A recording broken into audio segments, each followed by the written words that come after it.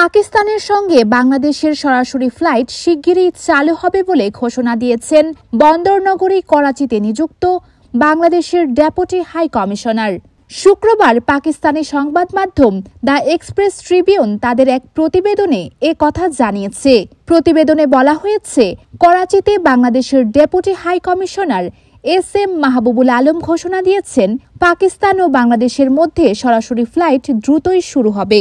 ফলে দুই দেশ এবং উভয় দেশের ব্যবসায়িক সম্প্রদায়ের মধ্যে সম্পর্ক উল্লেখযোগ্যভাবে শক্তিশালী হবে।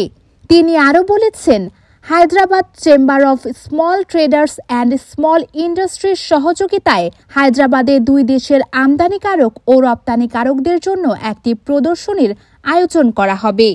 বাংলাদেশের deputy high commissioner S M. Mahbubul Alam 2025 সালের জানুয়ারিতে ঢাকায় অনুষ্ঠিতব্য বার্ষিক বাণিজ্য প্রদর্শনীতে অংশগ্রহণের জন্য পাকিস্তানের ব্যবসায়ী সম্প্রদায়কেও আমন্ত্রণ জানিয়েছেন। অংশগ্রহণের সুবিধার্থে ভিসা প্রক্রিয়া সহজতর করা হবে বলে তিনি তাদের আশ্বাস দিয়েছেন। হায়দ্রাবাদ চেম্বার পরিদর্শনকালে ডেপুটি হাই কমিশনার এসব মন্তব্য করেন।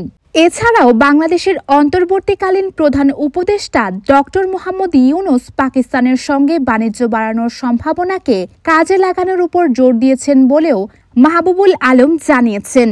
এক্সপ্রেস ট্রিবিউনের প্রতিবেদনে আরও বলা হয়েছে, তিনি বাংলাদেশকে অত্যন্ত আকর্ষণীয় বাজার হিসেবে বর্ণনা করে HCST-SI-কে ঢাকায় একটি প্রতিনিধি দল পাঠাতে বলেন। ব্যবসায়ীদের ভিসা প্রক্রিয়া পর্যবেক্ষণ ও ত্বরান্বিত করার প্রতিশ্রুতি দিয়েছেন তিনি।